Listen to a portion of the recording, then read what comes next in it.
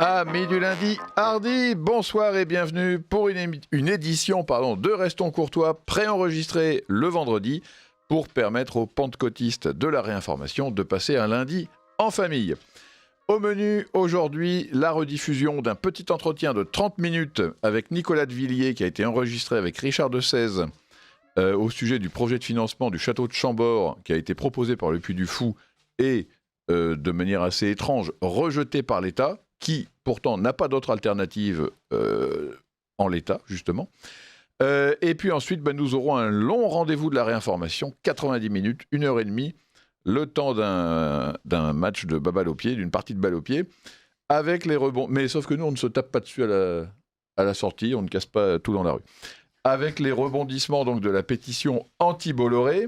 Alors d'abord, que faut-il penser de l'impact de cette pétition dans le monde du spectacle après la riposte de Maxime Sada, donc, qui est le directeur général de Canal+, qui a expliqué qu'il ne travaillerait plus avec les signataires de cette pétition. Et puis que penser des signataires en question, puisque après examen des 2000 et quelques signatures, alors on a une certitude, c'est que ce sont tous des gauchistes. En revanche, il est vraiment loin d'être sûr que ce soient tous des représentants de l'industrie du cinéma. Nous parlerons ensuite d'intelligence artificielle. Nous en avions déjà parlé il y a quelques semaines. Et alors que la Chine et les États-Unis ont pleinement compris et pris en compte les défis de cette révolution technologique, eh bien, malheureusement, la France reste, elle, encroûtée dans de vieilles polémiques d'arrière-garde et regarde passer les trains. Et pourtant, des millions d'emplois sont menacés de disparition, mais d'un point de vue même anthropologique, philosophique, le phénomène de l'intelligence artificielle peut simultanément produire des richesses gigantesques et provoquer une misère morale et intellectuelle qu'on n'aura encore jamais vue dans l'histoire de l'humanité. Alors, aux États-Unis, des personnalités comme Elon Musk ou Sam Altman étant un des pionniers de l'intelligence artificielle, le patron d'OpenAI, réfléchissent à l'évolution matérielle et philosophique de l'humanité. En Chine, la métamorphose est déjà en cours. Alors, comment préparer la population en Europe et en France à ces mutations qui surgissent déjà chez nous ? Et puis comment préserver les intérêts vitaux de nos États face aux défis qui surgissent et comment aussi rester compétitifs face aux pays concurrents qui, eux, ne nous attendent pas. Eh bien, c'est dans les studios de Radio Courtoisie qu'on va vous donner les réponses puisque nos chefs d'État ne le font pas. Après ces réflexions de haut vol, retour sur le plancher des vaches avec la bête censure numérique et politique, celle qui menace Radio Courtoisie, qui frappe F2 Souche, qui frappe l'Incorrect. La cagnotte en ligne de F2 Souche a été supprimée pour l'empêcher de récolter des fonds indispensables à sa survie.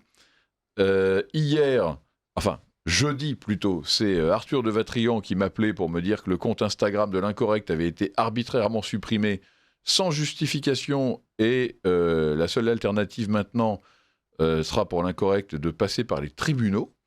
Et dans le même temps, Radio Courtoisie est mis en demeure par le même groupe, Meta, pour, je cite, la non-conformité de notre compte Facebook avec la charte des valeurs du groupe américain. Donc nous ne sommes pas conformes aux valeurs de ce groupe. Alors d'un certain point de vue, j'ai envie de dire, tant mieux, on est content, mais c'est quand même un tout petit peu gênant. J'aimerais pas qu'il nous arrive, comme avec l'Incorrect, de se faire supprimer notre compte. Voilà, donc, après les menaces qui ont été portées par la Commission des finances de l'Assemblée nationale par la voix du député LFI Éric Coquerel, celui qui veut donc nous priver d'émettre des reçus fiscaux, eh bien, que faut-il penser de ces attaques contre des médias libres ? Est-ce que c'est un hasard, une coïncidence ? Peut-être, mais c'est peut-être pas. Hein. Voilà, donc on en parlera également. Et puis, nous terminerons notre émission par une autre attaque qui, cette fois, touche Édouard Philippe.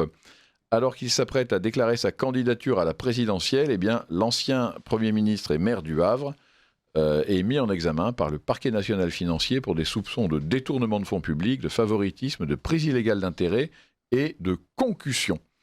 Alors, faut-il avoir en la justice de notre pays ? Faut-il y voir les résultats d'une guerre fratricide au sein de l'extrême centre ? Ou bien, peut-être plus banalement, est-ce simplement le résultat de procédures assez classiques qui touchent simplement une personne extrêmement connue ? Eh bien voilà, nous allons tenter de répondre à toutes ces questions avec nos pentecôtistes de la réinformation. avec Richard de Sèze, directeur de la rédaction de Radio Courtoisie, qui sera heureux d'être taxé de pentecôtiste. Mais oui, tout à fait. Voilà. Avec Arthur de Vatrigan, directeur de l'Incorrect, Xavier Van Lierde, journaliste, et Jean-Yves Le Gallou, président de Polémia, et Virginie nous accompagne pour ces 2 heures d'émission. Chers auditeurs, exceptionnellement, vous ne pouvez donc pas envoyer de message pour être lu en direct, mais vous pouvez évidemment nous écrire vos commentaires à cette émission, vos réflexions, vos questions, et puis nous y répondrons évidemment la semaine suivante. Chers amis de Radio Courtoisie, nous avons une grande nouvelle à vous annoncer. Nous sommes désormais disponibles gratuitement en podcast sur Spotify, Deezer, Amazon Music et Apple Podcast. Politique, société, religion, littérature, histoire et culture. Retrouvez désormais toutes vos émissions préférées directement dans vos téléphones.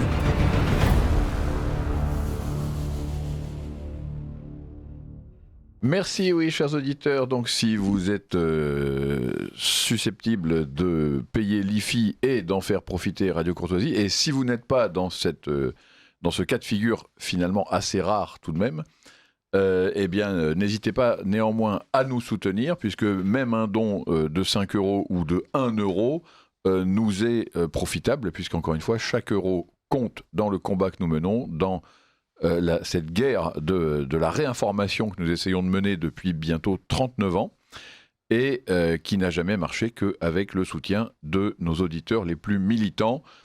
Comme le dit souvent Richard de Sèze, voilà, nous avons 1,5 million de personnes qui écoutent toute la semaine, pour une semaine donc. Nous sommes proches d'Europe 1 dans le secteur où nous avons la bande FM. Et néanmoins, voilà, nous manquons encore de donateurs. Nous avons 17 000 donateurs. Il nous en faudrait 20 000. Ça n'est pas beaucoup. Il manque presque rien. Et si parmi tous ce 1,5 million de gens qui écoutent, eh bien, il y en avait 3 000 seulement qui se décidaient à rejoindre la cohorte des braves, des auditeurs militants qui, eux, s'engagent et qui font vivre leur radio, ce serait vraiment, vraiment formidable. Pas besoin de payer l'IFI, simplement dans la mesure de vos moyens. Voilà, merci à tous pour votre soutien que j'espère chaleureux et efficace. Et nous passons maintenant à notre premier sujet du rendez-vous de la réinformation, c'est la pétition anti-Bolloré. Donc 2400 personnes, à l'heure où je parle, ont signé cette pétition qui proteste contre l'influence qu'exercerait Vincent Bolloré sur son groupe, ce qui est quand même un peu gonflé.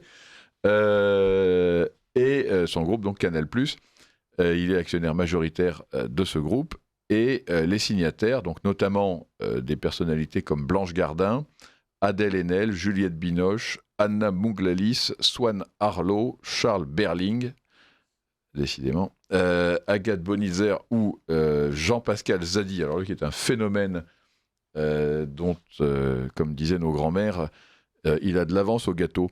Je ne sais pas si vous comprenez ce que ça veut dire. Il a les dents un peu en avant. Enfin, un peu.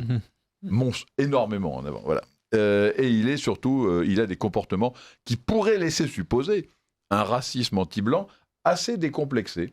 Il a notamment fait des petits films musicaux où il a des comportements assez outrageants avec une jolie blonde déguisée en Marianne. Voilà, donc Jean-Pascal Zadi, c'est ce genre d'individu. Qui avait rendu hommage à Adama Traoré lors d'une cérémonie des Césars. Adèle Haenel avait dénoncé Polanski, donc il y avait les bons, les mauvais violeurs. C'était assez amusant. Évidemment. Et donc, voilà, tout ce petit monde dénonce, là je les cite parce que c'est quand même toujours très drôle, une emprise de l'extrême droite sur le cinéma. Je vois que Jean-Yves Le Gallou tremble. Je le sens là. Vous pouvez rajouter des étrangers qui sont rajoutés à la signature. Il y a Mark Ruffalo, l'acteur américain gauchiste. Javier Bardem, LFiste, pareil. Ken Loach, il a toujours été de gauche. Ken Loach, oui. Ils ont profité de Cannes pour grappiller quelques signatures. Oui.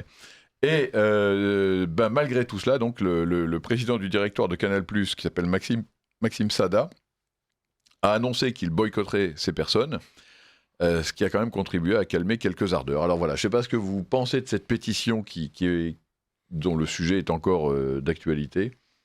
Jean-Yves Le Gallou ? Moi, ça m'a fait penser la riposte de Saada et les conséquences de la riposte de Saada à la formule très ancienne de Maurice Druon, la Sébile ou le cocktail Molotov. Ça remonte, je crois, à 1973, où il dénonçait les milieux culturels comme se promenant avec la Sébile et le cocktail Molotov. Et au fond, c'est vrai que c'est exactement ça. À la suite de la réaction de Saada en disant écoutez, s'ils nous considèrent comme des fascistes, on ne va plus travailler avec eux. Ils ont très vite montré qu'entre la Sébile et le cocktail Molotov, ils allaient choisir la Sébile.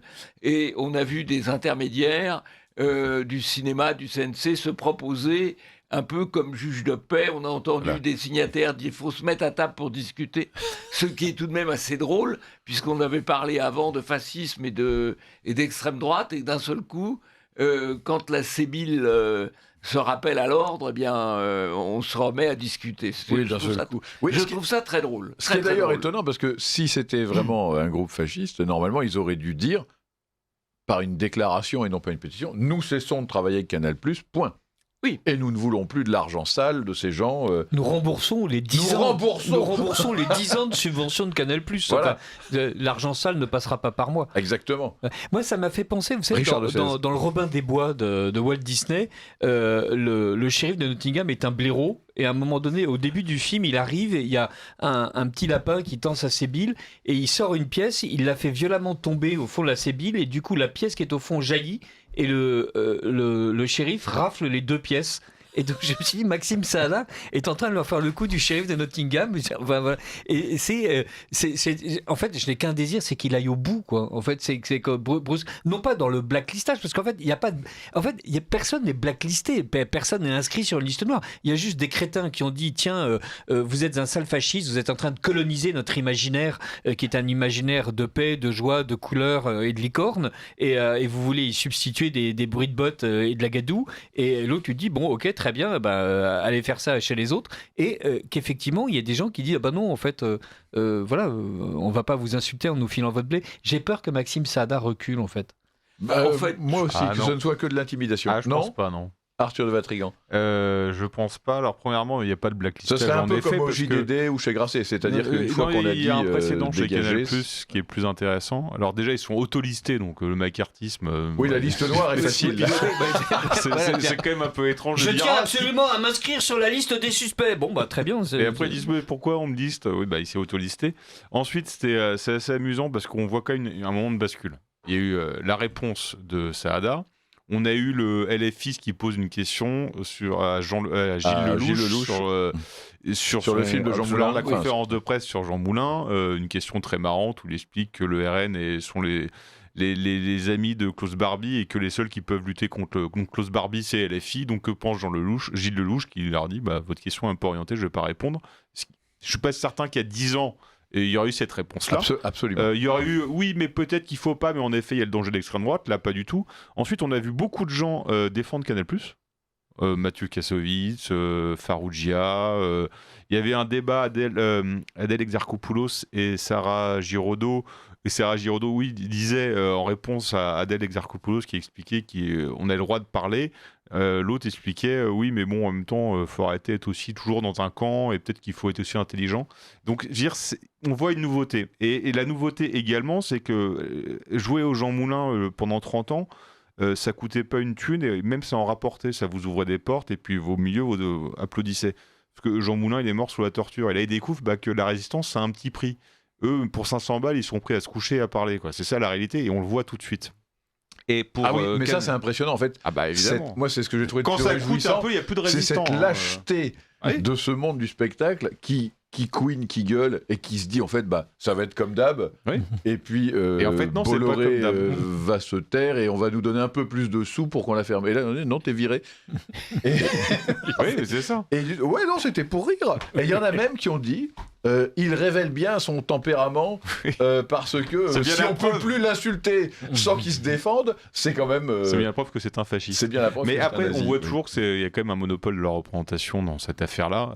Il y a eu il y a le poupouche de la gauche sur le milieu culturel, et c'est toujours les mêmes porte-parole autoproclamés qui pétitionnent. Et si vous regardez, la majorité ne disent rien, puis si on fait En fait, j'aurais bien aimé la faire, mais finalement je vais pas la faire parce que je suis pas sûr que ça les arrange, mais faire la liste de tous ceux qui n'ont pas signé. Bon, bizarrement, ça va être beaucoup plus intéressant, et en nombre d'entrées, et en notoriété, et en nombre tout court. Et surtout, mais je me dis, c'est pas sympa pour ceux qui n'ont pas signé.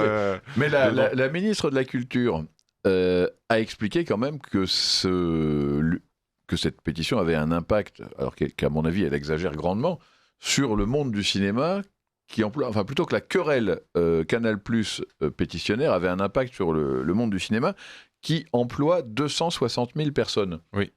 Et on a 2000 signataires. C'est quand même... sur 260 000, ça veut quand même dire qu'il y en a 258 000 à la louche qui n'ont pas signé. Oui, non, mais il y a un monopole ça de leur faire quelque chose de 99% de gens qui s'en fichent. C'est une prise d'otage. Mais pour le ce qui est amusant, pourquoi je vous dis que Saada ne va pas céder, c'est qu'il y a eu un précédent. Alors, il faut comprendre le système financier, c'est... Canal+ est contraint de financer le cinéma. Parce que par des logiques de préachat, par des logiques de... comme c'est une chaîne payante, les chaînes hertziennes et les chaînes payantes sont contraintes de financer également. Mais il y a une large manœuvre sur la négociation. C'est-à-dire qu'eux, ils sont les premiers financeurs parce qu'ils payent le fait d'être les premiers à diffuser à la télé. Oui. Et déjà, l'enveloppe qu'ils payaient avant... C'est 6 mois. Au bout de 6 mois. Oui, 6 mois. Là, ils payent environ 170 millions d'euros par an. Oui. Et ils ont le droit ils sont les premiers à diffuser les films qu'ils ont préachetés, et ils les diffusent au bout de 6 mois. Sauf que l'enveloppe d'avant était plus importante. Mais il y a quand même une contrainte légale. Mais je vous rappelle ce qui s'est passé il y a quelques années pour les droits du foot français. Les droits du foot français étaient historiquement détenus par Canal+. Ils tournaient autour de 400 à 700 millions d'euros pour la plus grosse année d'achat des droits. Là, puis ils ont voulu négocier à la baisse parce que forcément le produit marchait un peu moins bien. Et la Ligue professionnelle de foot commence à négocier, dit ouais mais on aimerait bien un peu plus, et Canal+ dit non. Et là vous avez un Espagnol qui débarque et qui pose 1 milliard sur la table. Donc le partenaire historique se fait envoyer bouler, mais avec tout le mépris et en oubliant tout l'historique par les décideurs en disant ah ils ont débouché le champagne, Canal+ va te faire voir, on a récupéré 1 milliard. Sauf que l'Espagnol s'est révélé être un escroc. Et donc, ils se retrouvent sans rien. Et là, ils vont voir Canal+ en disant est-ce qu'on pourrait avoir un peu d'argent Et Canal+, ça fait 5 ans qu'il les balade. Tout ça pour vous dire que le cinéma, c'est une industrie. Donc, une industrie, c'est un marché. Même si vous avez des règles politiques, c'est un marché. Et la question, c'est le produit. Donc, là, on a commencé à avoir des gens qui disent oui, mais si Canal+ part, c'est pas grave, on ira voir Disney, on ira voir France TV. C'est exactement ce qu'a dit le foot. Le foot a dit ça. Sauf que la réalité, c'est quoi ? Ça vaut quoi, le cinéma français aujourd'hui ?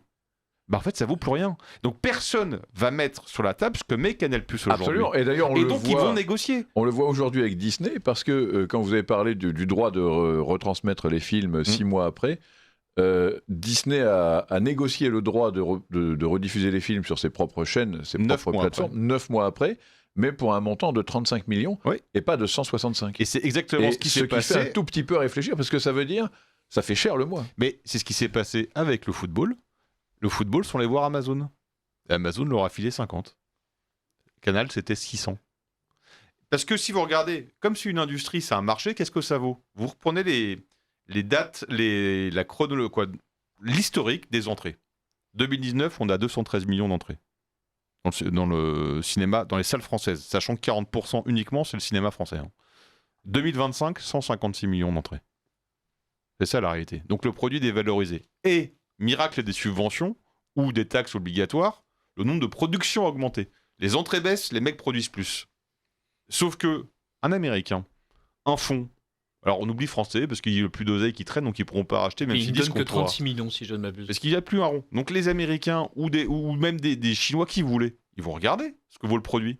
Le produit, il ne vaut pas ce que file Canal aujourd'hui. Donc même s'il y a des obligations légales, les obligations légales, elles ne sont pas sur le montant, elles sont sur la contribution. Et ils peuvent très bien dire, en fait, ça vaut plus ça, je me réoriente et tout. Et Canal+, au moment du foot encore, je me rappelle, c'est Canal+ sans le foot, il n'y aura plus d'abonnés. Comme on entend aujourd'hui, Canal+ sans le cinéma, il n'y aura plus d'abonnés. Ça a raté pour le foot. Et on est exactement sur les mêmes dispositifs, à la différence près que le foot, il n'y avait aucune obligation légale. Là, il y en a un peu. Mais dans cette obligation légale, Canal+ peut faire beaucoup de choses. Oui, déjà, ils peuvent réellement cesser de subventionner des films où figureront les signataires. Xavier Van Lierde, est-ce que vous avez un avis sur cette pétition ?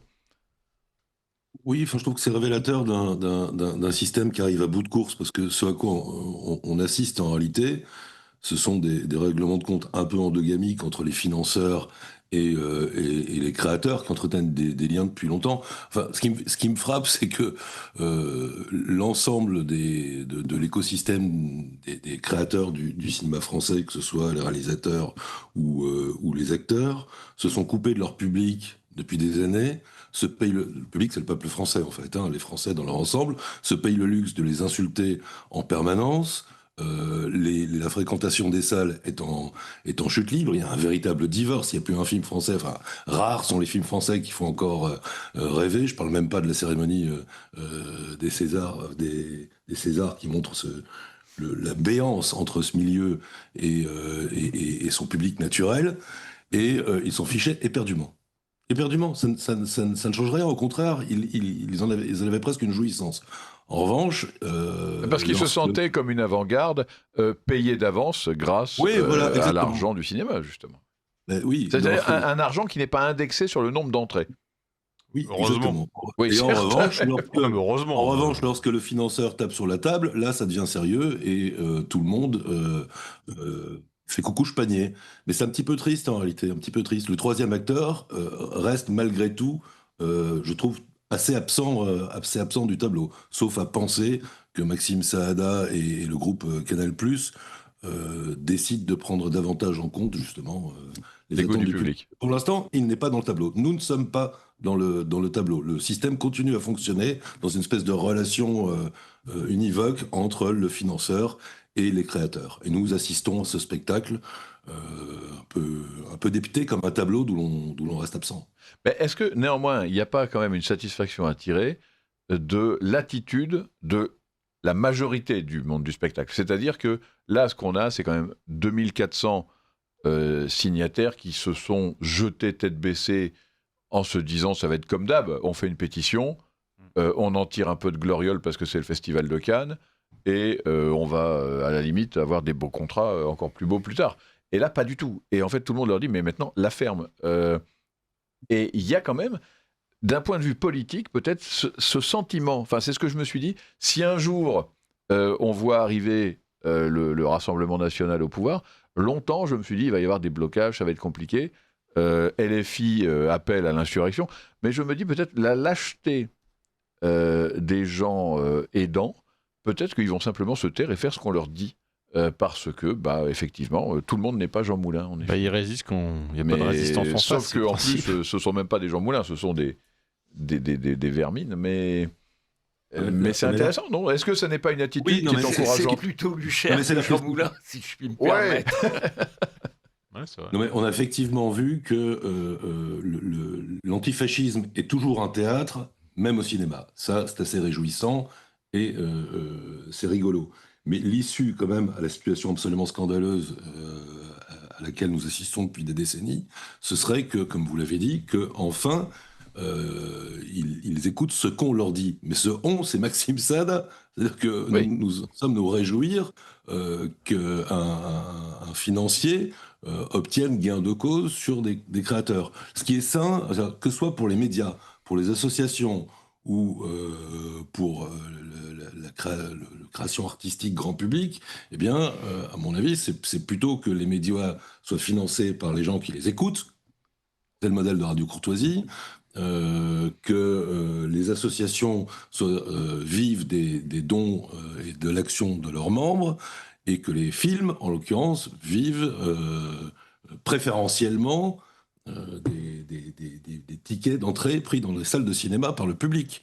On peut pas sans cesse laisser le public en marge. Alors, Xavier, j'aurais peut-être juste une objection en tant que cinéphile, en tout cas velléitaire. Enfin, j'aimerais être plus cinéphile que je ne le suis, parce que le nombre de daubes, et notamment dans le cinéma français, qui nous tombent dessus et qui font malheureusement les grosses entrées, comme Les Tuches, comme Bienvenue chez les Ch'tis, comme un nombre incalculable de comédies, mais pourries, avec des scénarios minables et avec des salles pleines, Alors, peut-être parce qu'on les sort dans un nombre de salles. Les Tuches, par exemple, quand ça sort, ça sort dans 900 salles en France. Donc, forcément... Est-ce qu'on sait que ça va marcher ?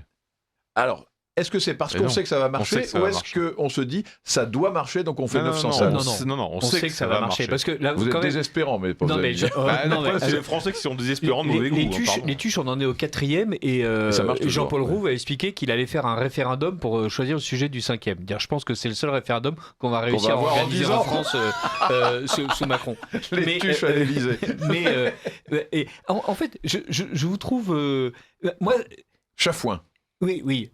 À pied, à cheval et en Spoutnik, grand succès des années 50. Effectivement, on n'est pas une comédie absolument admirable, mais voilà, en même temps, on avait droit à du Bresson.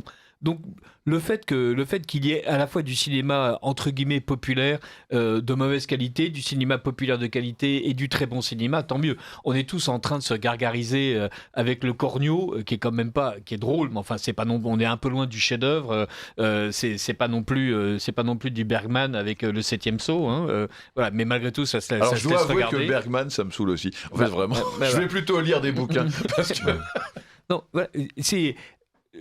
On en parlait avec Xavier Aimant tout à l'heure, on a besoin en fait effectivement d'une politique culturelle, on a besoin d'une subvention, on a juste besoin que ce soit honnête, que les commissions d'avance sur recettes soient ensuite remboursées des avances qu'elles ont faites.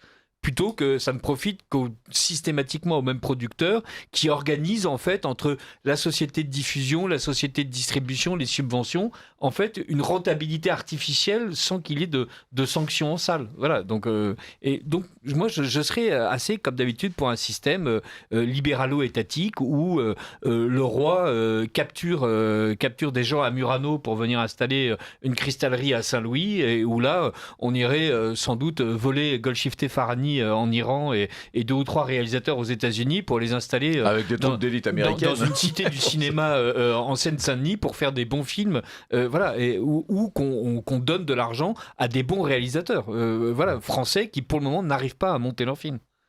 Arthur Matrigan et ensuite Xavier. Et je rajouterais aussi qu'il y a le compte de soutien automatique qui est assez sympathique, c'est qu'à partir du moment où vous êtes rentré dans le CNC et qu'on vous a agréé, donc financé via de multiples commissions, ensuite, que le film soit rentable ou pas, le producteur touche automatiquement un pourcentage pas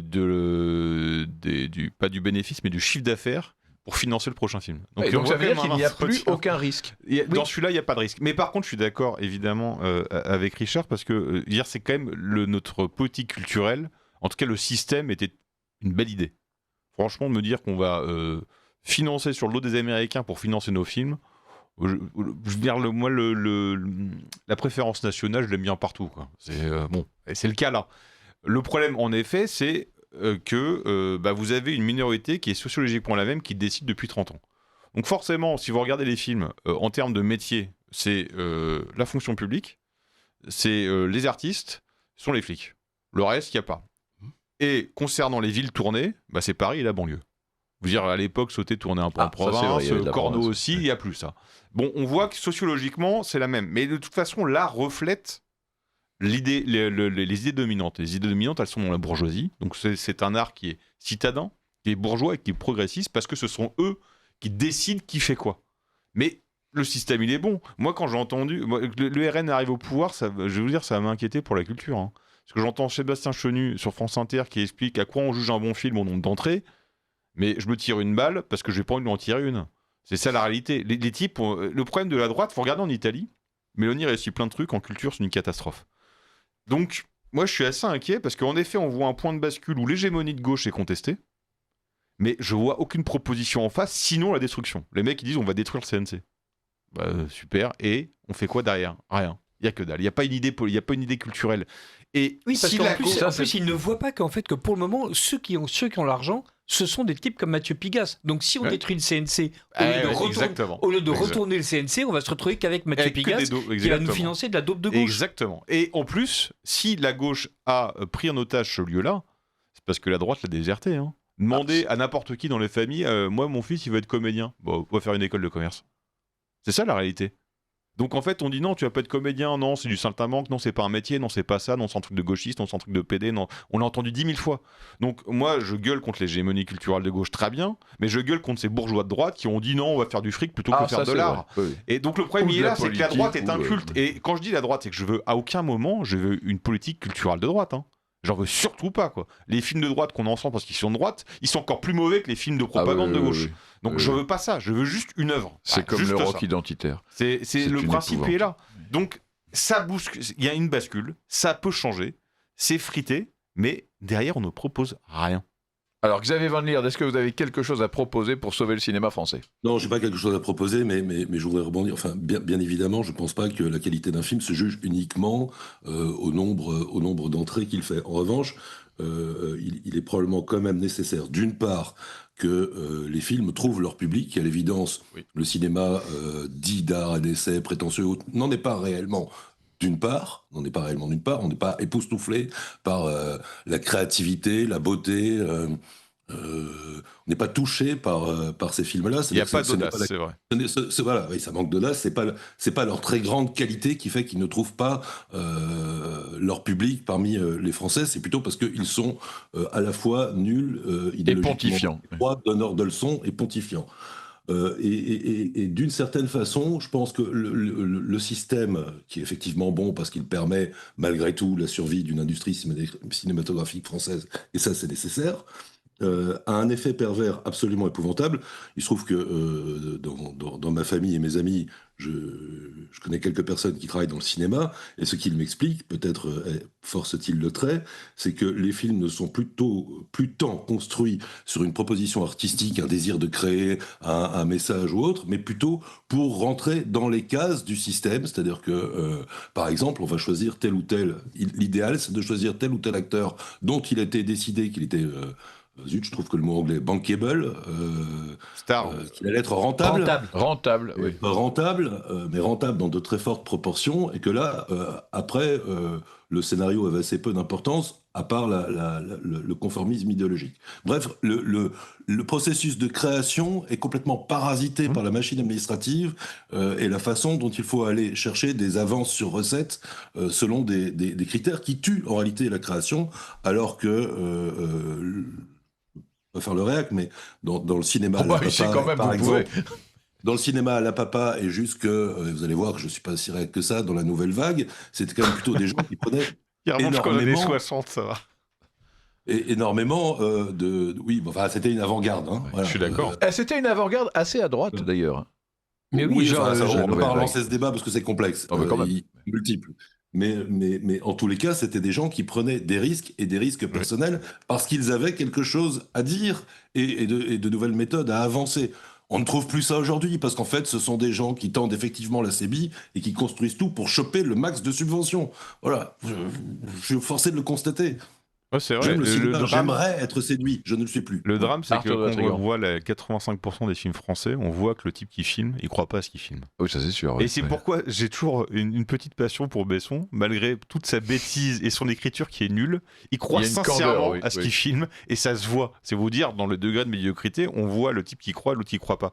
Mais en fait, le problème, c'est si on veut faire une refonte de tout ça, la question c'est à quoi on juge un film. Et ça, c'est hyper compliqué parce qu'il y a le nombre d'entrées qu'il faut prendre en compte, évidemment, parce que c'est une industrie. Dire, un écrivain, il pond son livre, il a besoin de rien d'autre. Un musicien. Enfin, là aussi, avec l'affaire Grasset, on voit bien qu'il y a des gens qui sont payés pour écrire des bouquins qui ne se vendent pas. Non, je suis d'accord. Mais donc, et Pascal Ménadi en parlait à l'antenne, c'était excellent. Il faut prendre ça en compte. Ça, c'est important. Mais en fait, il y a aussi une politisation actuelle. Et la question, c'est comment on remplace le système. C'est triste parce que c'est vrai qu'il ne faudrait pas faire l'envers. Ça serait triste. Non, il faut pas. Il faut en fait, quelle est la légitimité. Mais d'abord, il faut quand même nettoyer et assainir. Attends, vous voyez dans les commissions. Je suis en train de bosser dessus, je m'amuse quoi. Dans les commissions, on retrouve. Alors la seule qui a légitimité pour des films, parce qu'elle a fait un film, c'est Caroline Fourest qui a été les avances sur recette. Bon, son film était merveilleux, elle a montré qu'on pouvait être une femme et aussi débile que c'était le truc sur les femmes kurdes combattantes, c'était pathétique. On retrouve Laure Adler à la commission scénaristique. On retrouve Pascal Blanchard en commission pour Histoire. On a trouvé Papendiaï à la commission diversité. Je veux dire, il y a un nombre de tocards qui sont uniquement là parce que pour des raisons idéologiques et qui n'ont aucune légitimité, évidemment qu'on peut nettoyer. La question c'est quel critère de légitimité on donne pour que ce soit ces personnes qui vont décider dans ces multiples commissions, et ensuite quels sont les critères pour aider un film. Donc un jugement. Et on fait, alors le nombre d'entrées, très bien, mais pas que. Je veux dire, la nouvelle vague a fait une rupture, et la nouvelle vague, au-delà voilà, a fait quelques entrées, mais pas que. Mais surtout, au-delà de sa pérennité, si on en parle aujourd'hui encore, c'est que le temps long est un bon juge, mais surtout, on a inspiré tout le monde. Vous regardez Melville, jusqu'au fin fond de la Chine, on s'inspirait de Melville. Aujourd'hui, plus personne s'inspire des Français. Il n'y a peut-être pas Donc, c'est ces trois critères-là qui sont importants. Il n'y a peut-être pas eu de plan commercial, justement, quand Truffaut et le premier Godard ont lancé des films. C'est-à-dire, ils faisaient ce qu'ils avaient envie de faire d'un coup, sans forcément se concerter, sans y réfléchir. Et il se trouve qu'il y avait une rencontre entre un projet, une œuvre et un film. Et un public, pardon. Et un producteur. Je voudrais pas. Mais Daniel Toscan du Plantier, pendant longtemps, a dirigé une des officines françaises de promotion de la culture à l'étranger, qui était. Je me souviens plus, Unifrance ou un truc dans ce goût-là, qui servait à promouvoir le cinéma français à l'étranger. Donc en fait, on a eu une politique culturelle, on a eu aussi des gens... Louis de Funès n'a pas tourné que dans des chefs-d'œuvre, avec des scénaristes absolument admirables. Et effectivement, quand Louis de Funès revient pour La Grande Bouffe, il était totalement dévalué. Et donc là, le producteur a eu besoin de s'endetter dans des proportions... La Grande Bouffe, non, ce film, c'est sur l'industrie tricatel. L'aile ou la cuisse. L'aile ou la cuisse, voilà. C'est l'autre. On se retrouve avec là un acteur dévalué, une nouvelle génération de producteurs. Voilà, il n'était présumé ne plus être rentable. Il l'a été à nouveau, et donc on a eu à nouveau droit à des panouilles avec Louis de Funès. C'est une industrie. Il faut le juger évidemment sur la valeur financière. Il faut le juger sur la capacité du système à assurer la promotion. Les gens de la nouvelle droite ont quand même réussi à bâtir un écosystème où leurs films ne coûtaient pas cher. Quel lapsus. Leur film ne coûtait pas cher. Voilà. Mais en plus, ils avaient pu lancer, parce que c'était capitalistiquement moins dangereux à l'époque et surtout moins cher, ils ont pu lancer leur propre appareil critique et donc faire en sorte de créer d'un coup l'intégralité de ce qui permet à la fois de sortir le film et de le soutenir dans une presse qui était lue, parce qu'il n'y avait pas encore cette concurrence médiatique. Là, aujourd'hui, je crois il faut juger les films sur le nombre d'entrées, sur la qualité du scénario. Il faut virer en fait l'intégralité des clauses qui expliquent qu'on recevra de l'argent parce qu'il y a une clause de diversité, parce que voilà, c'est ça. En fait, c'est même pas besoin d'inventer un nouveau système de jugement, d'un nouveau système esthétique. Il faut surtout enlever tout ce qui n'appartient pas en fait à la rencontre entre une œuvre et un public. Et après, il y a toute une refonte de la presse et des attachés de presse. Parce que pour avoir expérimenté le bousin, 70% des films n'étaient pas montrés. On me disait non, on peut pas vous montrer ce film. Mais à vous l'incorrect. Ouais, en tant que critique de cinéma, de l'incorrect. De l'incorrect. Oui. Mais c'est-à-dire que c'était vous les attachés de presse. Ah oui, mais ça ils l'ont fait au Figaro aussi. Vous interdisent l'entrée des projections presse avec des excuses. Alors j'ai stocké toutes les réponses parce qu'ils sont formidables de création et d'inventivité. Pour 50% d'entre elles, ils vous répondent pas parce que c'est mieux de pas répondre, et l'autre, ils vous trouvent des excuses et c'est merveilleux. Et il y en avait même une qui m'a expliqué: j'ai trop de respect pour ce film pour vous le montrer. C'est quand même assez marrant. Donc le problème, c'est que vous avez aussi ça, c'est qu'on vous interdit de faire votre métier, on vous interdit d'assister à ça. Alors je vous raconte pas ensuite pour les entretiens ce que c'est. Donc il y a aussi le problème du milieu, c'est-à-dire ceux qui font la promotion du film, à savoir les attachés de presse. Le but étant de diffuser soit au public ciblé, soit au public le plus large. Ces connasses pensent encore que l'IB fait les entrées. Voilà, c'est ça la réalité. Et c'est comme ça d'ailleurs avec les maisons d'édition. POL avait expliqué, avait fait une liste de canards à qui il se revendiquait pour envoyer ses bouquins quand même. C'était assez amusant, quoi.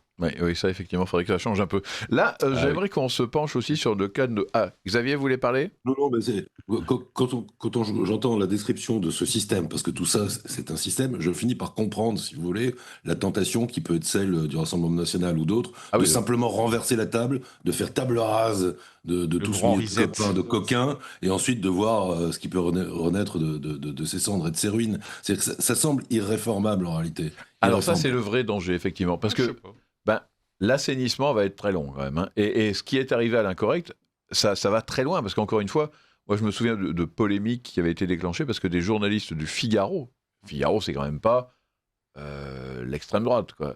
Mais je me souviens très bien, c'était Éric Nehoff qui était interdit de projection. parce qu'ils critiquaient des films. Ah oui, mais c'est pas parce que c'est le Figaro, c'est parce qu'ils aimaient pas ses critiques. C'est ça. Ah oui, c'est pas pareil. Oui, Non, c'est complètement débile, je suis d'accord.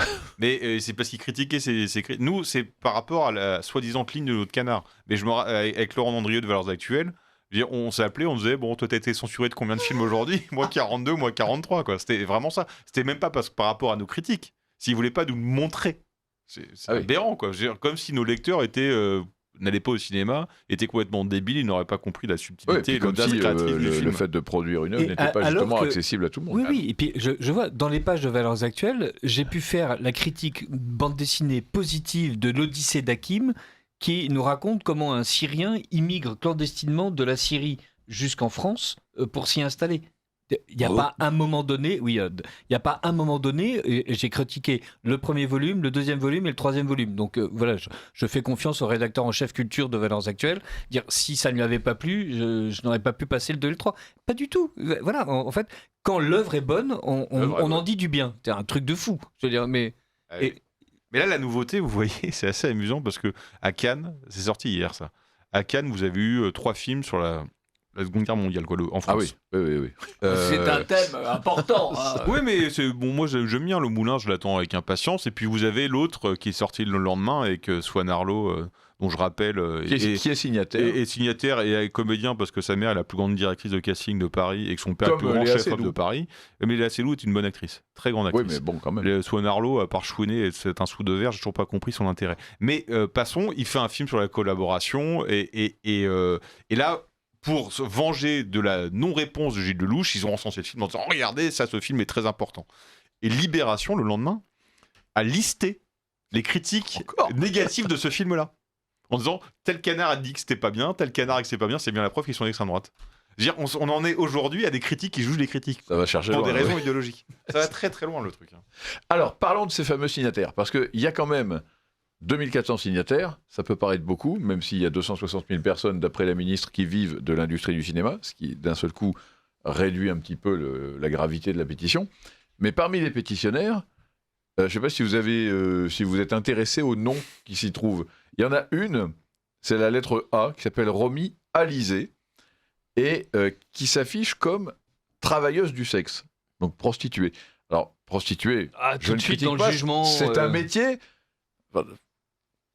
C'est un métier, voilà. Mais je ne suis pas certain que ce soit un métier du cinéma. Enfin, sauf si on considère qu'effectivement, tous les pétitionnaires sont à peu près à faire les travailleurs pour se coucher, finalement. C'est vrai que la manière dont certains se couchent pourrait laisser penser que travailleuse du sexe est un métier du cinéma, mais a priori, non, en fait. Et... non, mais... Excusez-moi, c'est nerveux.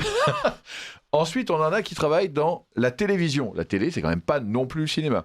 Dans l'université, alors si l'université c'était le cinéma, ça se saurait, encore que. Dans des concerts, dans l'art contemporain, dans les spectacles pour enfants, au théâtre, au ministère de la Culture. Donc, à la limite, que ce soit des gens qui vont au cinéma comme vous et moi, pourquoi pas, mais ce ne sont pas des acteurs de l'industrie du cinéma. Au ministère de la Culture, il y a des gens qui ont signé ? Oui. C'est fou, ça. Et en plus, oui, là, en matière de... ça, c'est quand même dingue. De devoir de réserve, c'est chapeau. Ensuite, il y en a qu'on appelle donc les fantômes. Ce sont ceux dont le nom n'est pas trouvable sur Internet. Alors, ça veut dire que là, ils sont peut-être acteurs chez eux. C'est-à-dire, moi, des fois, je fais des spectacles de marionnettes pour ma fille. Et est-ce que je suis un membre de la grande famille du cinéma ? Peut-être. Oui, vous êtes un troubadour. Voilà. Mais vous devriez signer. Essayez de signer, ça serait drôle. Bah, tiens, c'est une bonne idée. Voir s'ils acceptent déjà. Ça serait rigolo. Voir s'ils demandent en quelle qualité vous signez. Oui. Puis après, ça vous mettra un bon bazar. Ma fille a l'habitude de signer les pétitions qu'elle n'aime pas avec des noms de tueurs en série, genre Patrick Holmes, etc. Donc, et ça marche. Donc, je trouve ça plutôt... Je conseille. Et ben voilà, chers auditeurs, écoutez Richard de 16. Signer Klaus Barbie, ça peut être marrant. Oui, surtout en ce moment. Ah oui. On a des journalistes des Inrock. Bon. Et puis on a parmi les signataires, donc beaucoup, qui eux n'ont plus du tout travaillé au cinéma depuis le Covid. Donc ça fait quelques années qu'ils sont sans emploi. Qui sont résistants. J'en suis comme Anna Mouglalis, par exemple. Pour eux. Ben, je ne sais pas. Non, c'est qui, je rappelle, a existé grâce à Baron Noir, payé par Canal+. Ah bah tiens. Non, là, ce sont des anonymes, mais C'est une excellente série. on peut se dire quand même que ce sont des gens, puisqu'ils n'ont plus bossé depuis le Covid, ça fait quand même un certain temps, qu'ils se disent, je vais signer ça parce que ça va peut-être... Me rouvrir des que- portes. Ben oui, peut-être que l'idée, c'était de se dire, ça va me rouvrir des portes si je suis sur la pétition. Sauf que là, malheureusement, ça risque d'enfermer. Voilà, donc je ne sais pas ce que vous inspire la présence notamment de nos amis travailleurs du sexe et autres. Il fallait faire le marionnettes. nombre. Hein. Il fallait mais- prouver que la réaction de Canal+ suscitait un engouement chez les artistes. Oui. Le problème, c'est que l'engouement chez les artistes, il s'est limité à 5 noms, dont 3 gauchistes d'Hollywood. Quoi. Donc, bon, c'était un peu faible. Parce que moi, ça me fait marrer quand ils affichent. Regardez, il y a Xavier Bardem, Marc Ruffalo. Et d'accord, et il est où Spielberg Il a signé ou pas Ouais. Et Mel Gibson, il est où? Je pense qu'il aurait signé une pétition, lui. Pas celle-là. Non, mais c'est ça qui est fou. C'est regardez, c'est extraordinaire, il a signé. Oui. Ouais, et je vais vous faire la liste de ceux qui n'ont pas signé. En plus, comme il ne parle pas français. Bon. Mais, par contre, tiens, après, on va passer quand même à nos autres sujets, mais Arthur de Vatrigan, je vous lance une colle, hein, parce qu'on n'en avait pas parlé du tout. Oh. Mais Trump avait chargé justement Mel Gibson, c'est parce que je Et prononce Stallone. son nom, et Sylvester Stallone, effectivement, de réformer Hollywood. Est-ce que, Ça a par pas marché. hasard, vous avez une petite idée de ce qui s'est Je ce crois qui a qu'il s'est été pas tenté fait grand-chose. Si vous regardez les récompenses aux Oscars, ils ont récompensé le film de Paul Thomas Anderson, qui est souvent un bon metteur en scène, mais là qui a Là, fait il s'est un peu gaufré. une daube absolue, où on expliquait que finalement, on faisait l'apologie du terrorisme politique, Oui. en D'extrême expliquant gauche. que l'extrême gauche d'avant est vachement plus sympa par rapport au woke d'aujourd'hui. Voilà, oui. Mais ça restait quand même le terrorisme d'extrême gauche. C'est Mieux comme si vaut on poser disait, des bombes que se teindre les cheveux en bleu. Quoi. voilà, les brigades rouges, c'est quand même mieux que les woke. Oui. Ouais, merci. Oui, c'est exactement ça. Bon, bah donc ça a foiré le truc. Oui, oui. Et c'est triste ça, parce que pour le coup, Paul Thomas Anderson fait partie des cinéastes que je tiens pour les plus grands de notre époque. Ça fait longtemps qu'il a pas fait un bon film. Ouais, mais tant mieux, peut-être quand on n'en fait pas tous les ans, tout le temps, on a des chances de faire des Ouais, mais vraies comme bonnes il n'en choses. faisait pas tous les ans non plus. Oui. Alors, si on a fini sur le cinéma, on passe à autre chose. On va peut-être parler tout de suite de l'offensive contre nos médias. On pourra peut-être faire un petit retour d'ailleurs sur les bobards, Oui. Jean-Yves. Oui. Donc, On veut le palmarès. ah bah, Ah oui. lundi 19 mai, donc c'était il n'y a pas longtemps, la cagnotte lancée par F de Souche a été bloquée après seulement 3 heures de mise en ligne et sans raison, sans explication, donc c'est vraiment arbitraire. Et C'était sur quel type de cagnotte? alors ça, j'avoue que j'ai oublié, je sais pas que j'ai oublié, c'est que je ne le sais même pas. Ça doit être une plateforme de type Litchi ou un truc de ce genre. Mais en tout cas, ce qui est surtout grave, c'est que on ne le laisse pas bénéficier d'un système légal, accessible à tout le monde, et il y a un arbitraire qui lui tombe dessus, et on ne lui dit même pas pourquoi. C'est quand même extrêmement grave. Donc, F de Souche, il est comme nous, hein, il ne vit pas des subventions du CNC, de l'État ou de la culture. Donc, il vit de la générosité de ses lecteurs. Et mardi, c'est donc le compte Facebook de Radio Courtoisie qui, par votre serviteur, a reçu un message nous disant que nous étions mis en demeure pour non-conformité avec la charte déontologique de Meta. On met des grands mots, hein, la charte déontologique de Meta. Et avec une incitation à se mettre en règle FISA avant suspension. Et jeudi, donc, c'est le compte Instagram du mensuel L'Incorrect qui a, là encore, été supprimé et sans explication. Donc, la parole est à Vatrigan. Qu'est-ce qui vous est arrivé et qu'est-ce que vous comptez faire, surtout? En fait, nous avons reçu, on nous a indiqué que notre compte Instagram avait disparu. Donc on vérifie, en effet, il a disparu. On fait la procédure classique. On fait appel auprès de Meta. Et au bout de 3 jours, ils nous répondent nous vous confirmons que vous n'êtes pas en accord avec nos règles, donc la suppression est définitive, point. Et le seul moyen, et puis ils sont sympas, ils nous envoient un message supplémentaire en expliquant le seul autre recours qui vous reste, c'est devant les tribunaux. Donc, on ne sait pas pourquoi. Est-ce que c'est pour des raisons techniques? Est-ce que c'est pour des raisons... Est-ce que il y a eu une vidéo, un message qui ne correspondait pas à leurs règles ou qui n'était pas raccord avec leurs règles? Aucune idée. On ne sait absolument pas les raisons. Sauf Donc que c'est compliqué de contester. pour ceux qui suivent le compte Instagram de l'Incorrect, ce ne sont pas... Enfin, vous n'avez pas fait l'apologie de Bolloré. Alors, ce sont essentiellement des vidéos critiques de films et de livres. Donc, bon, sauf si un auteur... Ah, peut-être Guillaume Meurice, si t'es pas content qu'on ait fait une analyse de son bouquin. Oui, on a le droit. Non, mais évidemment, non, mais je dis ça en plaisantant. Je n'ai jamais. Plus rien ne m'étonne, moi. Je n'ai strictement aucune idée, sinon que le compte est supprimé définitivement. Donc, on va faire le recours, avocats, tribunaux, ça va nous coûter encore un bras. Mais c'est ainsi, parce que avant de repartir...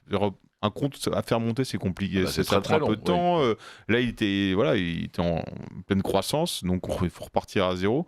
Je préfère encore récupérer l'ancien compte, donc on va se donner quelques jours pour voire une semaine ou deux maximum pour essayer de voir quel recours peut nous donner l'espoir de récupérer ce compte-là, étant donné que de toute façon, Meta, quand vous leur demandez quelque chose, sont des robots qui répondent. Alors, les robots...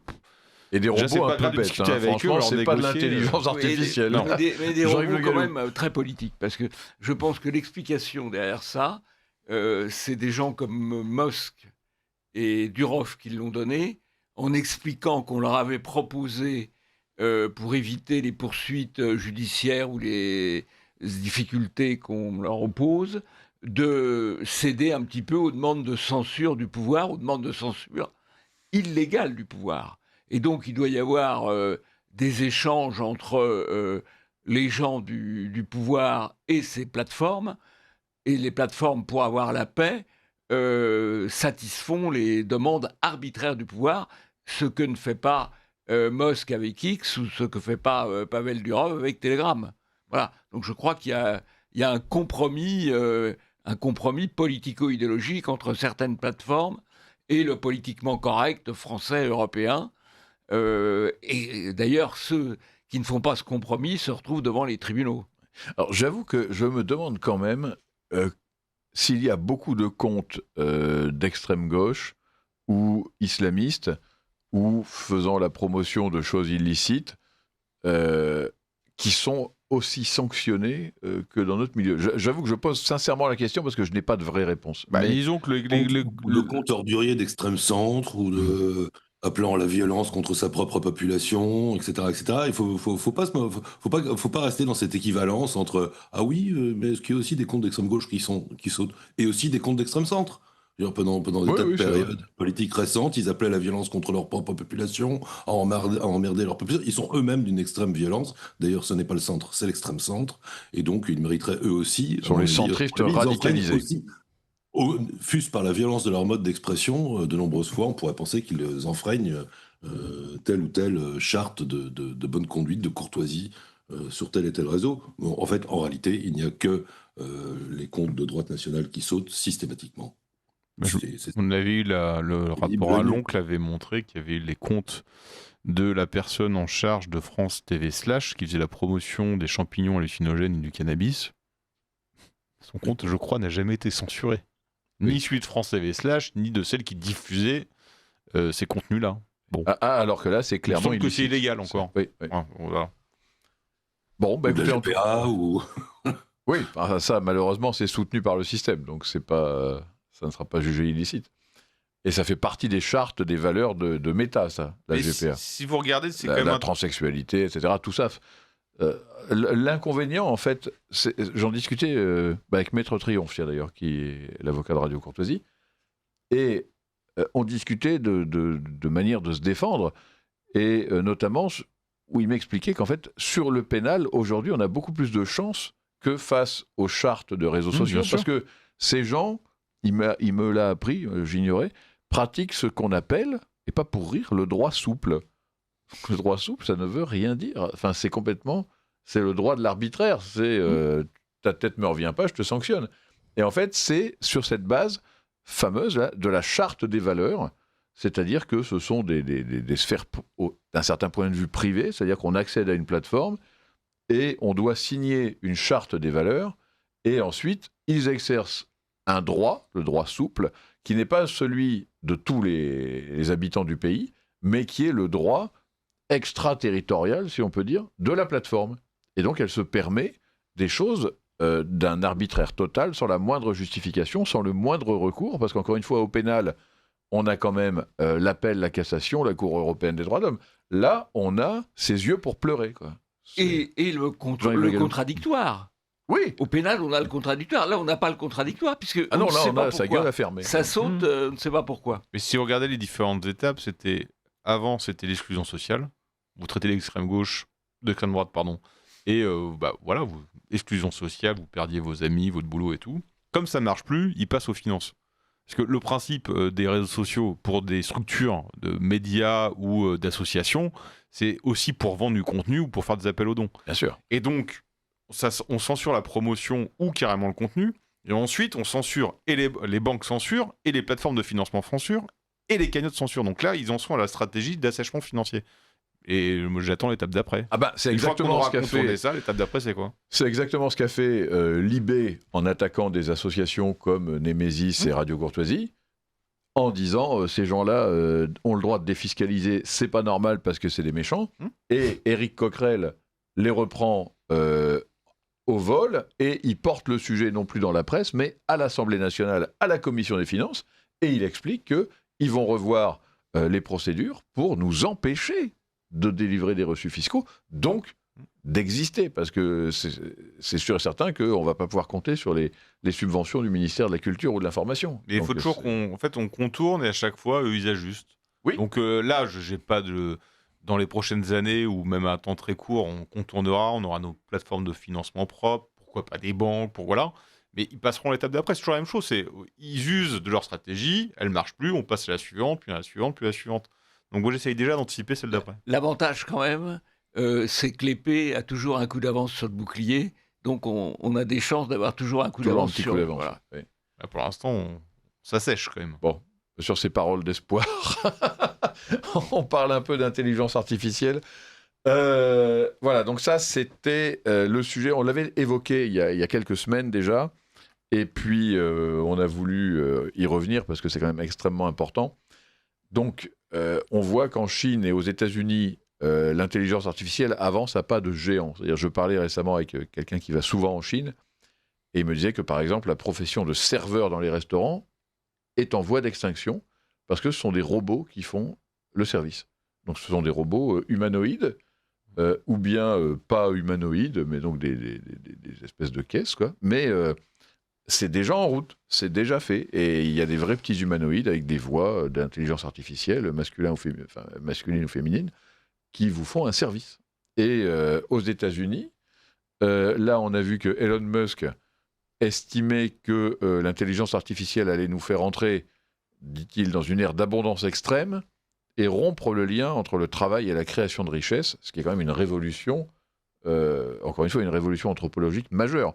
Et lui explique qu'en gros, nous sommes voués à devenir des jouisseurs, et son concurrent ou adversaire, Sam Altman, donc lui, ne remet pas en question le diagnostic, et il ne remet même pas en question le concept de revenu universel proposé par Elon Musk, en disant de toute façon, l'argent va couler à flot, mais on n'aura plus besoin des humains pour créer de la richesse. Lui, il dit simplement que ce revenu universel doit être accompagné de crédits de formation pour entretenir les capacités cognitives des humains et éventuellement pour créer des nouveaux métiers liés au développement de l'intelligence artificielle. Donc il ne s'agit plus de se dire maintenant est-ce que c'est bon, est-ce que c'est pas bon. Il s'agit de se dire c'est ainsi et qu'est-ce que l'on fait pour se confronter à cette évolution qui avance en plus. C'est vraiment, c'est même pas d'année en année. C'est de mois en mois. Jour en jour. De jour en jour. Est-ce que vous pouvez m'expliquer le mécanisme du revenu universel Eh bien, j'ai pas tout compris, moi. Musk, en fait, dit que l'intelligence artificielle fait en sorte que les entreprises n'ont plus du tout besoin d'humains, pratiquement à aucun niveau, et que cela va générer encore plus de richesses qu'avant. Alors là, j'avoue que le phénomène de création des richesses, c'est lui qui l'a en tête, mais qu'en fait, le travail n'est plus du tout corrélé que la richesse n'est plus du tout corrélée au travail. C'est-à-dire qu'on va avoir besoin en fait de consommateurs. C'est donc, ça. Comme les gens ne travaillent plus parce que ce sont les machines ou les intelligences artificielles qui vont créer quelque chose, ils ont besoin de gens pour acheter. Pour consommer. Mais comme ils n'auront plus de travail, on leur donne de l'argent pour acheter. C'est ça. Ça entretient le modèle économique français. Les 200 000 personnes du cinéma vont être remplacées par des robots. Oui. et qui vont créer des scénarios, un revenu universel pour signer des pétitions. Qui leur permettra d'aller au cinéma. Par parenthèse, ça pourrait être intéressant d'ailleurs, parce que ça permettrait de faire à moindre coût des films sans passer par les contraintes des subventions et du politiquement correct. Il y a peut-être des pistes intéressantes. Ça va même bien au-delà, parce que des films créés par intelligence artificielle, en réalité, mettront le réalisateur de cinéma dans la position qui est aujourd'hui celle de l'écrivain. Alors qu'aujourd'hui, construire un film, c'est réellement une industrie, il y a une équipe, il faut un monteur, un cadreur, des acteurs, un régisseur, et donc ça devient par nécessité une œuvre collective, contrainte par un univers matériel. À partir du moment où on pourra faire des films uniquement en écrivant des prompts, eh bien, le processus de création d'un film par un réalisateur, qui se contentera donc de donner des ordres à une machine, eh bien, se rapprochera énormément du travail qui est aujourd'hui celui d'un écrivain. C'est-à-dire que ça pourrait être une création individuelle beaucoup plus personnelle et solitaire en réalité. Est-ce que ce sera mieux ? Je n'en sais rien, mais c'est vraiment une rupture. C'est-à-dire que le film va devenir une sorte de livre en images. Oui, mais alors au-delà du film, la question de la rupture entre le fait... Parce qu'en réalité, il y a aussi la question de la dignité humaine. Enfin, c'est quand même important. L'idée que depuis la nuit des temps, depuis Cro-Magnon, jusqu'à aujourd'hui, on gagne sa position sociale au sein de la société et on gagne sa dignité à ses propres yeux, aux yeux de sa famille, à mesure que l'on est capable d'en assurer la sécurité, voire la prospérité. Et là, c'est fini. Enfin, je sais pas, ou alors je suis le seul à penser ça, mais ça me semble extrêmement grave, non ? Richard de Sèze. C'est vertigineux, en tout cas. Oui, c'est assez vertigineux. Je ne suis pas certain que la dignité était absolument liée à l'action individuelle. Il y a un moment donné où on admet qu'une partie de la population soit improductive, on admet qu'une partie de la population ne soit pas capable. Mais la civilisation, c'est aussi le fait d'admettre en son sein, justement, des personnes qui n'ont pas le plus gros gourdin, ni le plus gros biceps, ni la charrue la mieux forgée et la plus aiguisée. Donc, peu à peu, on bâtit une société de réciprocité de services où tout le monde n'est pas censé être au taquet de la performance. Et là, on se retrouve avec quelque chose qui est fondamentalement différent et qui d'ailleurs paraît un peu utopique. On a besoin de faire marcher une économie sans que plus personne ne soit en mesure de proposer un travail intéressant pour les 99% de la population, et donc il y aura 1% d'ingénieurs informatiques et d'artistes qui produiront, et d'artisans qui produiront des biens destinés pour la majeure partie et la plus grande masse, donc qui se satisfera de production culturelle médiocre et d'une nourriture infecte, et en revanche, il y aura toujours 10 artisans Chanel qui produiront 14 sacs pour les vendre au nabab. Là, pour le coup, c'est surtout stupéfiant, avec surtout cette idée que la richesse produira son propre marché, ce qui paraît en fait ne pas être viable. Des États, en fait, au service des grandes corporations internationales, taxeront les populations indigènes pour qu'elles puissent acheter sur le marché indigène des productions qui leur sont destinées. Enfin, à quel moment a-t-on vraiment l'impression que c'est viable, en fait Je sais pas. Vous n'y croyez pas ? Non. Alors vous voyez ça comment ? Je vois plutôt... Parce que quand vous n'aurez plus de boulot demain, comment vous allez faire ? Voilà. Richard, on sait tous que vous n'êtes déjà qu'une machine artificielle et une intelligence à peine humaine. Mais attendez, vous savez que moi j'ai été sidéré un jour ce qu'on a fait avec une journaliste d'ailleurs de Radio Courtoisie, où on voulait faire une traduction de sa voix en anglais grâce à une IA, et la voix, sans même qu'on le sache, a copié avec une exactitude mirobolante la voix réelle de la personne. C'était incroyable. C'est-à-dire, on peut prendre votre voix, Richard de Sèze. Il paraît que le simple fait de dire bonjour ou allô est suffisant pour des logiciels avec cette intelligence artificielle pour décalquer totalement votre vraie voix. Alors, avec en plus les milliers de mots que j'ai prononcés à cette antenne. Alors, vous êtes foutu. Monsieur le Président, en fait, ce que l'intelligence artificielle n'arrivera jamais à copier, c'est l'intelligence de vos analyses. Ah, ça, c'est vrai. Bon, ça, moi, je sauve ma place. Voilà. Et donc, c'est la même chose pour nous tous autour de la table.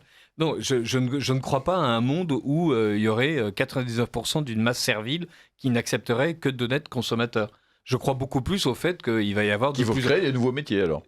Oui, et puis surtout, je crois surtout qu'il va y avoir de plus en plus de gens qui vont finir par passer sous les radars, en fait. Ouais. Comme dans les années 70. Voilà, des gens qui vont recréer une contre-société et qui, d'ailleurs, vivra en parallèle. Il y aura les subventionnés universels qui iront assister aux films produits par un CNC macroniste avec des intelligences artificielles où on aura dupliqué Emmanuel Macron et Richard Ferrand comme étant les membres du Conseil constitutionnel permanent de la planète, et à côté il y aura les gens normaux qui mangeront les poireaux cultivés dans leur jardin et qui retailleront des bouts de bois pour en faire des statues.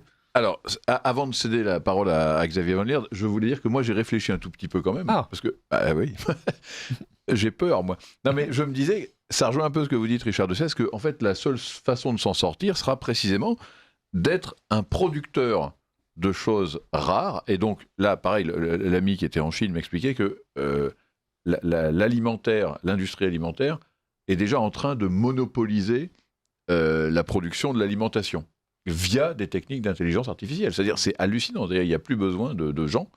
Et je me disais, en fait, l'avantage là-dedans, c'est que ça sera une production extrêmement standardisée, sauf si on arrive à faire vraiment des choses d'exception. Mais à la limite, si on est un petit producteur dans son petit village, on peut s'en sortir bien en créant une espèce de production artisanale de luxe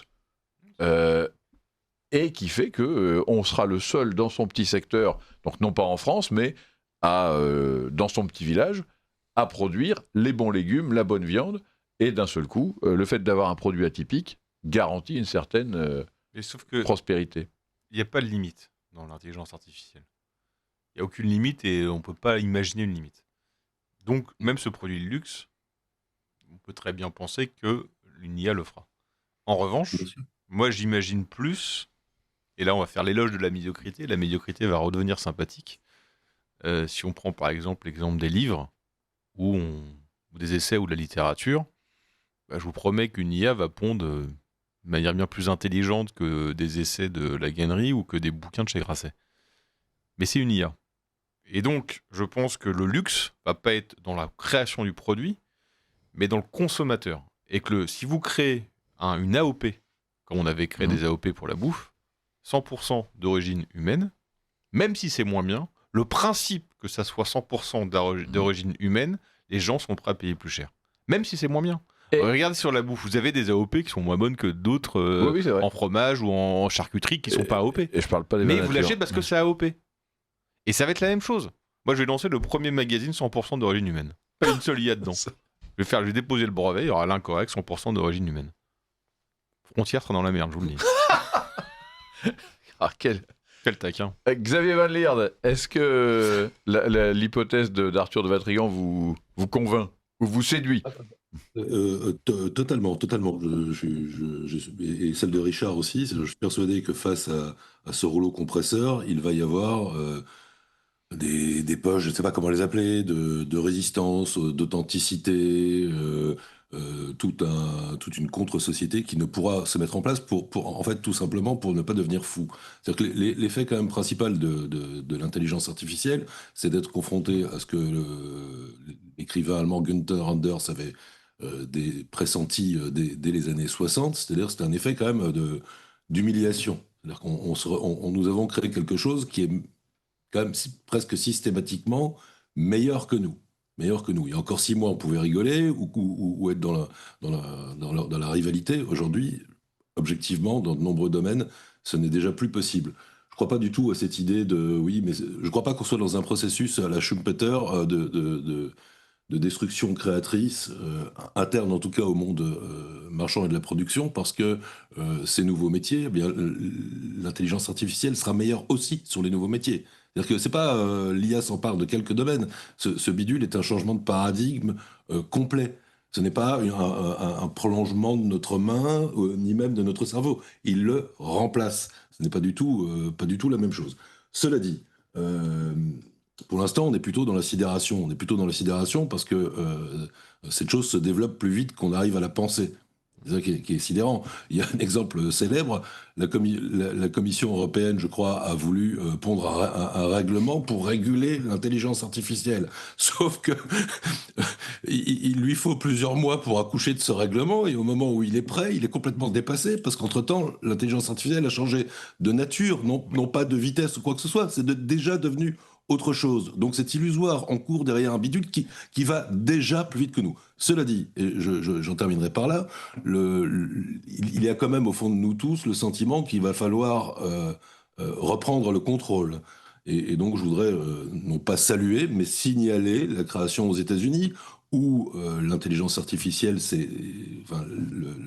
irrigue bien davantage la société qu'en France ou en Europe, de la création de l'association qui s'appelle Human First, donc les humains d'abord. Ce n'est pas une association de ludistes qui voudraient supprimer l'intelligence artificielle, mais ils attirent l'attention sur le fait que, après tout, un outil tel que celui-là mériterait probablement d'être surveillé, régulé, qu'on se pose la question de l'opportunité de le déployer dans tel ou tel secteur de la société. Ils prennent comme exemple, il est assez bon à mon avis, celui de l'industrie nucléaire, qui a révolutionné le domaine de l'énergie, qui comportait aussi un certain nombre de risques. Enfin, l'intelligence artificielle a d'immenses avantages, elle a probablement aussi des risques. Alors, je ne sais pas la forme que ça va prendre, mais ce que ça révèle, c'est quand même le sentiment que l'humain devrait contrôler cette sorte de golem ou de Frankenstein qu'il a créé, avec aussi certainement la révélation qu'aux États-Unis, comme ils ont les infrastructures qui sont celles de l'intelligence artificielle, ils en voient davantage que nous les coûts.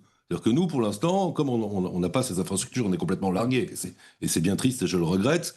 L'intelligence artificielle en Europe, pour la plupart des gens, ça se résume à « c'est génial, je pose une question à ChatGPT ou à Claude AI et j'ai une réponse ». Ou à Mistral, pour parler quand même des quelques IA françaises, et j'ai une réponse et ça me facilite mon travail. Et comme j'ai toujours mon travail, c'est super parce que soit je peux me la couler douce ou en faire plus si je suis un peu stakhanoviste.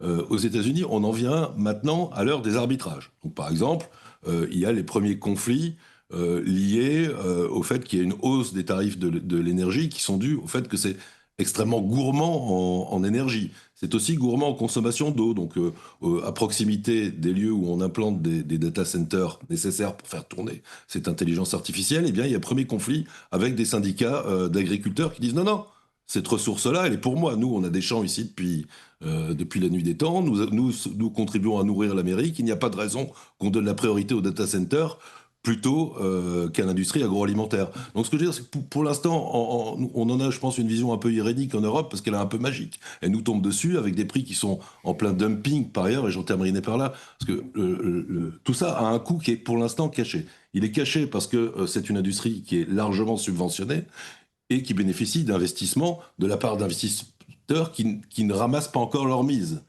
Mais ce moment va venir. Donc pour l'instant, c'est génial l'intelligence artificielle pour un abonnement. À 10 €, on a tout. Sur ce, je vous coupe, Xavier. Jean-Yves Le Gallou. Oui, moi je voulais dire qu'à partir du moment où elle existe, on doit aussi l'utiliser dans nos différents combats, dans nos différentes manières de mettre en avant nos idées. Je voudrais signaler, c'est tout à fait artisanal. À Polémia, on a mis en place une petite IA qui brasse 40 000 textes qu'on a sélectionnés et qui apporte des réponses orientées, c'est délibérément voulu, en fonction des textes qui sont interrogés. C'est aussi une manière de livrer le combat des idées. Et je pense, pour reprendre un peu le débat précédent, ou ce qui a été dit par Arthur de Vatrigan, que c'est aussi quelque chose qu'on devra utiliser pour faire des fictions. Aujourd'hui, on a pu faire de l'information, on peut faire de la réinformation, on ne peut pas faire de notre point de vue des fictions parce que les besoins financiers sont trop élevés. Avec les systèmes d'intelligence artificielle, on pourra peut-être aussi faire nos propres fictions. Il va y avoir un film Odyssée qui va avoir tous les canons du politiquement correct, qui sera peut-être bon par ailleurs, eh bien peut-être qu'avec l'intelligence artificielle, on pourrait en faire un beaucoup plus fidèle finalement au texte lui-même. Ouais. Voilà. Arthur de Vatrigan. Quand je disais tout à l'heure que l'IA n'avait pas de limite, c'est une limite dans la créativité et le développement. Mais Xavier a raison de le rappeler. Il y a une limite, évidemment, c'est qu'elle est vorace en énergie et que les ressources sont rares par définition. Donc, voilà. Et il n'est pas illimité. Donc, de toute façon, la limite sera là. Ensuite, il y a quand même aussi, au-delà d'être la partie technique... Donc, il y a une limite matérielle. Il y a une limite matérielle. Et si je pense que les Américains regardent les étoiles et rêvent de repartir là-bas, c'est peut-être aussi pour ça. Des énergies à trouver. En tout cas, des ressources à trouver. Mais il y a aussi, au-delà de la partie technique, créatif, progrès, dans tout le sens qu'on souhaite, bon comme mauvais, il y a quand même aussi un fondement philosophique dessus. Qu'on voit. C'est éliminer l'homme de l'équation. Non pas le tuer, mais éliminer la décision humaine. Et ça, c'est quand même le grand rêve, pour remonter au 19, mais même de tous les technos, c'est que l'homme ne décide plus. Regardez ce qui s'est passé à Gaza, lors des bombardements. C'est une IA qui a fait le scénario. Alors l'homme a encore décidé, mais c'est l'IA a dit, voilà, si on vise, il y a ça, il y a ça, il y a ça, on choisit. Ça, c'est une réalité. Donc, dans les guerres, le principe, je veux dire, là où l'homme est le plus responsable, c'est quand il décide en disant, si on attaque là, les conséquences sont ça, on assume ou on n'assume pas. C'est le scénario le plus extrême, mais le principe étant que si c'est une IA qui le fait, il n'y a plus de responsabilité humaine. Dans la justice, ce sera pareil. La justice qui va... Aujourd'hui, si vous faites un sondage auprès des Français... C'est même l'inverse, en fait. Les conséquentialistes nous expliquent, si c'est l'IA qui décide, en fait, la responsabilité de l'homme, si c'est l'IA qui décide des bombardements, la responsabilité de l'homme, elle est dans les vies humaines de ceux qui bombardent qui seront épargnés. C'est-à-dire, en fait, je délègue à l'intelligence artificielle le soin de la guerre, parce que du coup, ça économise les soldats de mon propre pays. Et c'est exactement des théories. Évidemment, il y a ça aussi. Donc, c'est absolument fascinant comme renversement. Alors qu'évidemment, les militaires en premier, d'ailleurs, parce qu'aux États-Unis, ce sont les militaires qui sont les plus opposés à l'usage de l'IA. Les militaires en premier disent non, en fait, quand il s'agit de tuer quelqu'un, maintenant, c'est les guerres de drones. Pardon ? Mais non, ça va jouer en drone. Je parle de la manière dont les militaires américains ont été interrogés sur ce qu'ils pensent de l'IA, et mais pas de la manière dont la guerre est pratiquée en ce moment par les États-Unis ou Israël, où effectivement les intelligences artificielles décident en laissant d'ailleurs un temps de validation humain de 10 à 15 secondes par frappe proposée. Donc autrement dit, le gars est un tampon humain, comme le dit un très bon article publié dans la revue Études. L'homme est encore responsable. Il est prétendument responsable. Quand on laisse à quelqu'un 10 à 15 secondes pour décider de la pertinence d'une frappe... C'est comme lui qui dit oui ou non. Oui.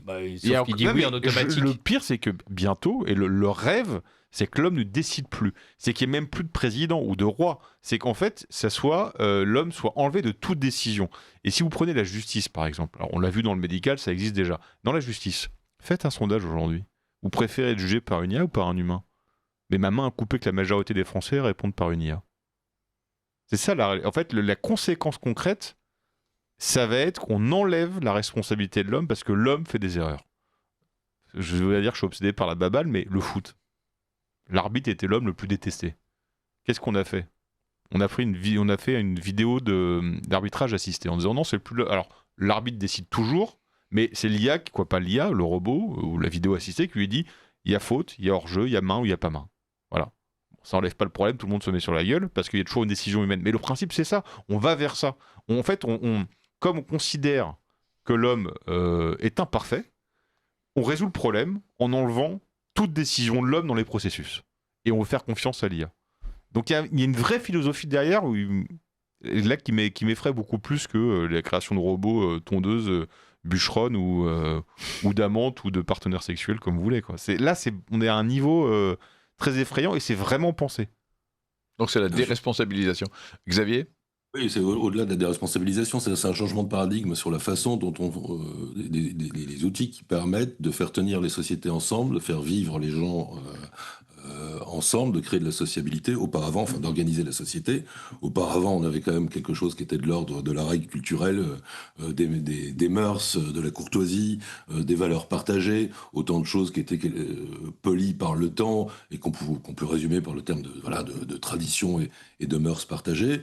On risque tout à fait de rentrer avec l'intelligence artificielle dans un autre mode d'organisation qui supprime la notion de mœurs partagées par quelque chose qui est de l'ordre de la norme et qu'on a déjà quand même beaucoup vu.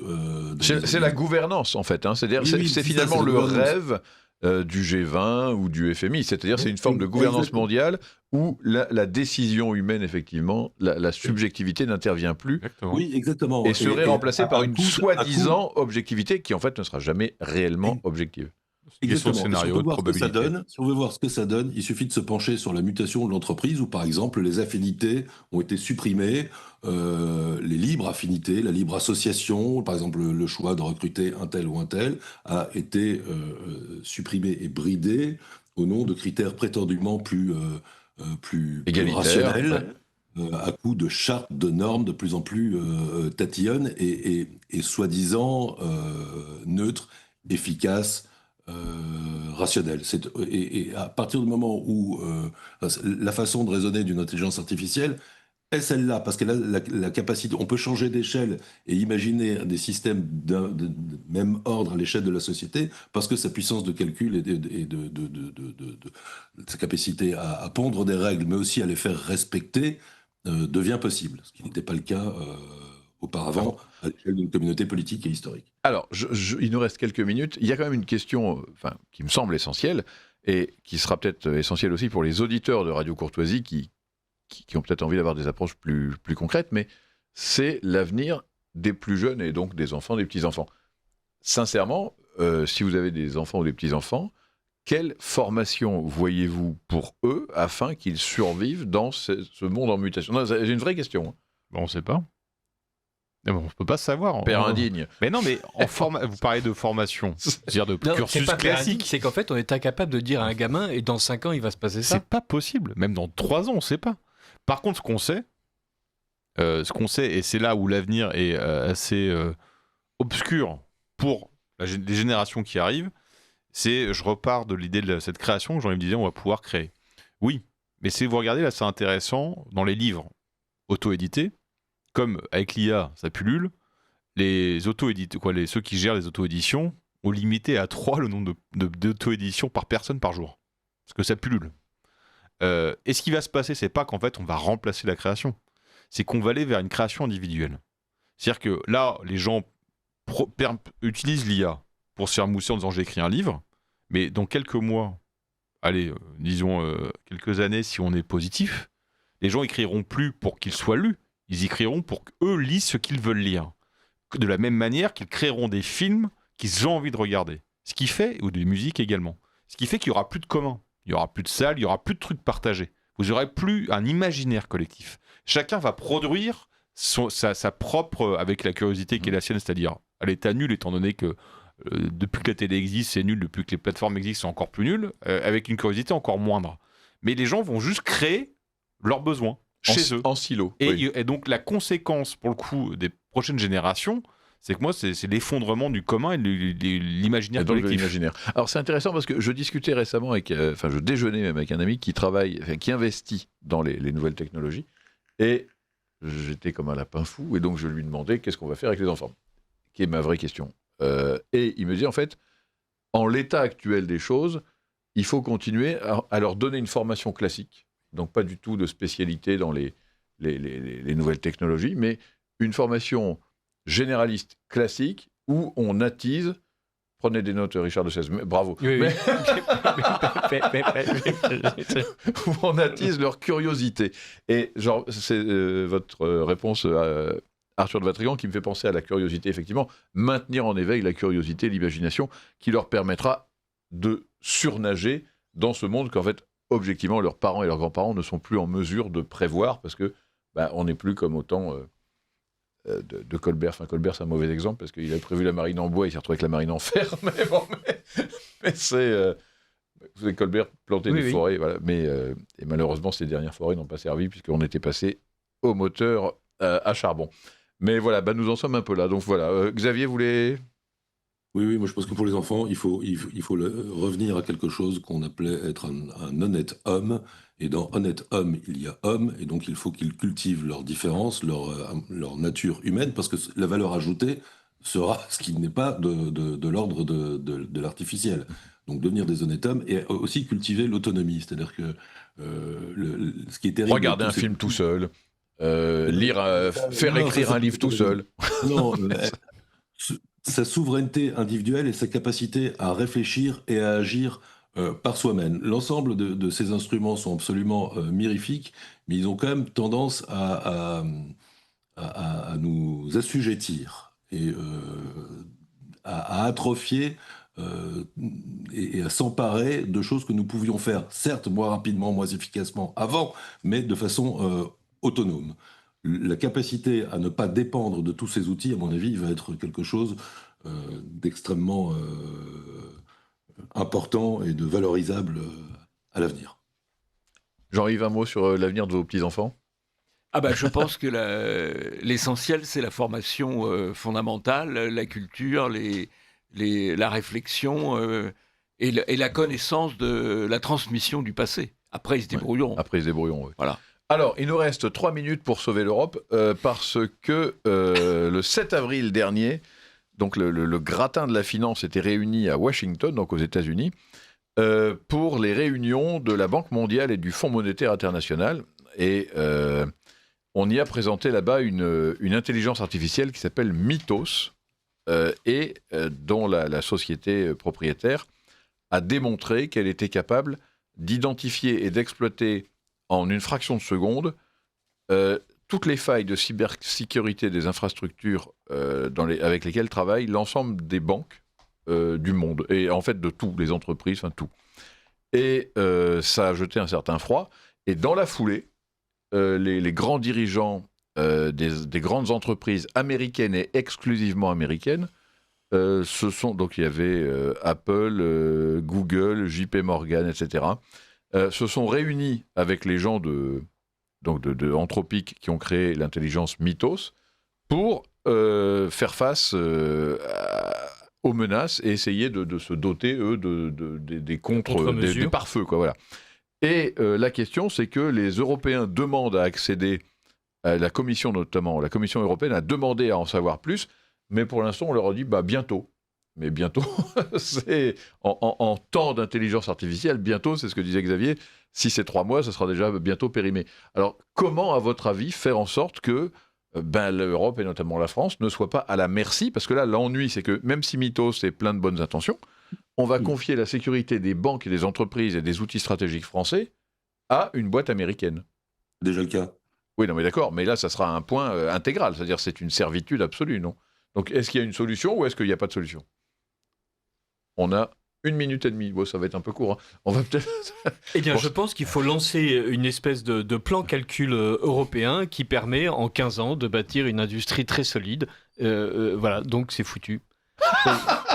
Non, parce qu'on a besoin en fait de toute l'électricité nucléaire française pour faire véritablement fonctionner un modèle, des modèles d'intelligence artificielle. On aurait besoin d'avoir développé un Google et des réseaux sociaux européens pour pouvoir entraîner sur nos données et pas être victime des Américains. En fait, il faudrait revenir sur 40 ans de dépendance américaine. C'est fichu. Les Chinois l'ont fait. L'Europe a refusé de le faire. Et ce que l'Europe commençait à faire, non seulement les Européens l'ont en partie saboté, comme Galileo, mais en plus les Américains ont contribué à le saboter, comme par exemple Galileo. Donc autrement dit, tout est fait en fait pour que nous soyons totalement dépendants des technologies américaines, et les Européens continuent aujourd'hui, et on le voit par exemple avec l'intelligence artificielle, à considérer que l'électricité nucléaire ne serait pas considérée comme la bonne